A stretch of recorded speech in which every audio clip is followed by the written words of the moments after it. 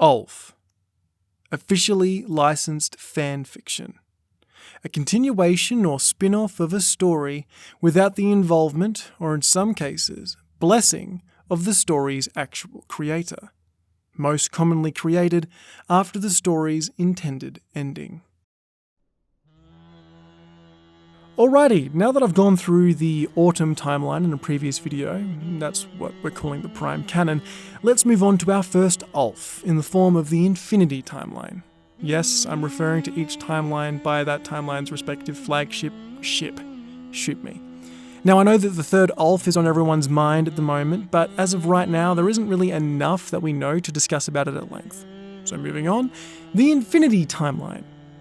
If the infinity timeline can be known for anything, other than its confused art style, it's its need to change everything to a point where it completely unravels the entirety of the Halo narrative. So, kicking things off, let's go through the list. The autumn timeline established the Forerunners as a race heard rather than seen.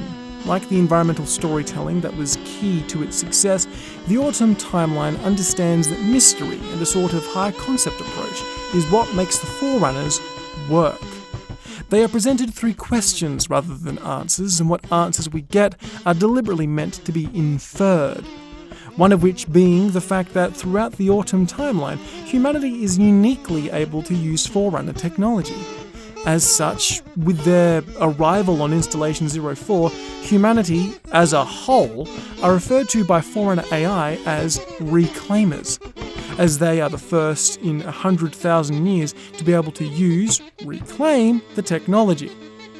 The reason for this, the autumn timeline leads us to believe, due to the parasitic, biologically corrupting nature of the Flood, the Forerunners bio-locked their technology to try and prevent it from being used against them. This is why you don't see the Flood firing Halo rings. So why can humans use it? The way it was explained to me back in the day is as follows. Humans are distantly genetically related to the Forerunners, and as such have enough in common with them to be able to use their technology. They're sort of evolutionary cousins. Think of it like this. Humans are to Forerunners what chimpanzees are to humans. Biologically very similar, but different enough that we are alien to them. If humans vanished overnight, in several 100,000 years as chimpanzees evolved, they'd find themselves surrounded by ancient technology, foreign to them, but familiar enough for them to be able to understand, to figure out, to use. It is for this reason that the Forerunners choose humanity to inherit their technology, and bury the gateway to their greatest installation beneath the surface of the human homeworld.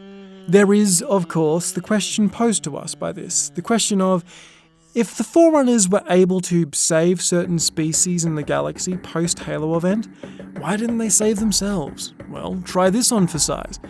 Forerunner construct development is automated, and as we see with the Arc and the Halo ring, all you need is one person to activate Forerunner tech. Thus, it is very likely that despite their immense, unfathomable power, the Halo event was initiated by only one Forerunner. By the end of that great war with the Flood, there was only one Forerunner left at the end. Talk about epic stakes. So, understanding that this breed of mystery and environmental storytelling being key to Forerunners within the Halo universe, the Infinity Timeline thinks that the best course of action is to give an extremely highly detailed explanation of the Forerunners, their society, their customs, and civilization. The Forerunners, like Half-Life's G-Man, only work within their respective stories by giving more questions than answers. So the Infinity Timeline seeks to provide every single possible answer, and leaving no questions behind. But realizing that Halo needs an ancient, highly advanced civilization to work as a narrative, the Infinity Timeline invents the synonyms. The precursors. A literal synonym for Forerunner that are actually an even older, actually even more advanced, and actually even more mysterious civilization than the Forerunners ever were. Not just a highly advanced civilization, no. The precursors are basically gods that specialize in biological manipulation and the creation of life. That is important, remember that. Then we get to the Flood. In the Autumn timeline, the Flood were presented as a Lovecraftian cosmic horror, a nightmare unknowable beyond comprehension. This unstoppable force melted out from the black gulfs of space and were able to topple the greatest species to ever exist. Their true origins, their story, like the Forerunners, is entirely tied to their unknowable nature. So the Infinity Timeline decides to give us an explicit beat-for-beat history of them. And on top of that, it's not even great. The Infinity Timeline states that the Flood are actually the synonyms that screwed up literally the one thing they were known for, biological manipulation, and accidentally transformed themselves into the Flood, who were presented at first to be space spores. Then we get to humanity. This timeline states that humanity now existed at the same time as the Forerunners and were actually more advanced than them, engaged in a war with the Forerunners, and eventually encountering and fleeing from the Flood, effectively luring it as a bioweapon against the Forerunners. So you might be thinking, well, if humanity is an enemy of the Forerunners, then why the hell are they able to use Forerunner tech? Why would the Forerunners give their enemies the ability to use their technology? Well, it turns out that some random Forerunner chick who they're calling a librarian decided that humanity was her favourite species or something, and intended the Halo rings to act as sort of homes for humans. Then, looking into the future, no, I'm not kidding, sees Master Chief as a literal chosen one and decides that he is the predestined reclaimer. Moving into modern Halo history, the Infinity Timeline took a look at the tragedy of the Spartans and the role that Master Chief played in the story and decides to completely subvert it. In the Autumn Timeline, only John survived the fall of Reach and had the title of the last Spartan. But the Infinity Timeline decides that actually the entirety of Master Chief's original Spartan 2 team survived the fall of Reach, and not only that, but so did countless other Spartans. So yeah, there's no longer anything special about the Master Chief. But not stopping when they're on a winning streak, the Infinity Timeline then creates the Spartan Force.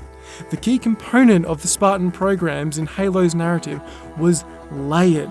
It showed how the saviors of humanity could not only be turned against mankind, but could also be tortured and mutilated, betrayed by it. The bittersweet tragedy of the Spartan programs is what made them interesting. So what about the Infinity Timeline Spartan Force? They're adult human volunteers. No, really, that's it. They're just dude bros who want to be big strong boys. That really is how much depth is there. But I'm not kidding. Realizing that the last Spartan was a key part of the Master Chief's appeal, as of Halo Infinite, they have decided that now, again, due to an off-screen defeat, John is the last Spartan again. Hey, you like Dragon Ball Z? Well, try this on for size.